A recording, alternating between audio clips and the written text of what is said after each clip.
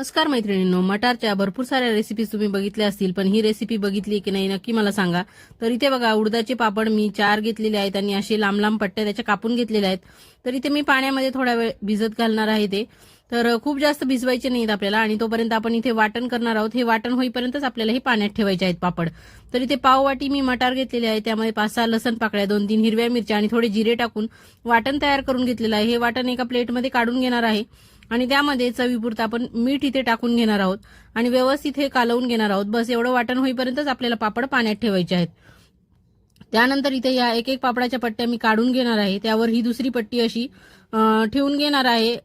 प्लसच्या sine सारखे अशा हे पापड ठेवून घ्यायचं आहे आणि मधल्या भागावरती छान हे वाटण आपण ठेवून घ्यायचं आहे आणि मस्त या पापडाच्या पट्ट्यांना फोल्ड करून घ्यायचं आहे.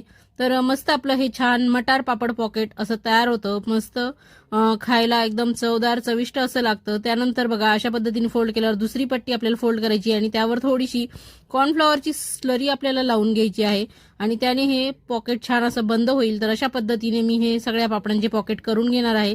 तर इथे तुम्ही बघू शकता असे हे पॉकेट तयार झालेले आहेत आणि मी तेल देखील यासाठी तळायला गरम करून ठेवलेलं होतं. तर इथे खूप जास्त हाय फ्लेमवर आपल्याला हा पापड तळायचा नाहीये, म्हणजे हे जे आपले पॉकेट आहेत ते, नाहीतर पापड जळून जाईल. तर तेल चांगलं तापून घ्यायचं आहे आणि मीडियम फ्लेमवरती आपल्याला हे पापड पॉकेट तळून घ्यायचे आहेत. तर अशा पद्धतीने तुम्ही बघू शकता की किती मस्त हे छान असे कुरकुरीत पापड पॉकेट आपले मटारचे तयार होणार आहेत. तर याआधी तुम्ही कधी ही रेसिपी ट्राय केलेली आहे का, आणि नसेल केली तर नक्कीच माझ्या पद्धतीने एकदा तुम्ही ट्राय करून बघा. खूप टेस्टी आणि चवदार असे हे पॉकेट्स लागतात आणि अगदी झटपट होतात. काही जास्त याला वस्तू लागत नाही, काही जास्त सामान लागत नाही. घरात जे अवेलेबल आहे त्यापासून तुम्ही बनवू शकता. तर हे एकदम मस्त मुलांना आवडतील असे छोट्या बुकेसाठी तुम्ही तयार करून देऊ शकतात किंवा कोणी तुमच्याकडे जेवायला येणार असेल तर त्यांच्यासाठी हा नवीन प्रकार तुम्ही खायला देखील करू शकतात. छोट्या बुकेसाठी मुलांना देण्यासाठी किंवा 4च्या चहासोबत तुम्ही हे छान कुरकुरीत पॉकेट तयार करून खाऊ शकतात. तर नक्की माझ्या पद्धतीने ही रेसिपी ट्राय करून बघा आणि आवडल्यास नक्की मला कमेंट करून सांगा. थँक्यू.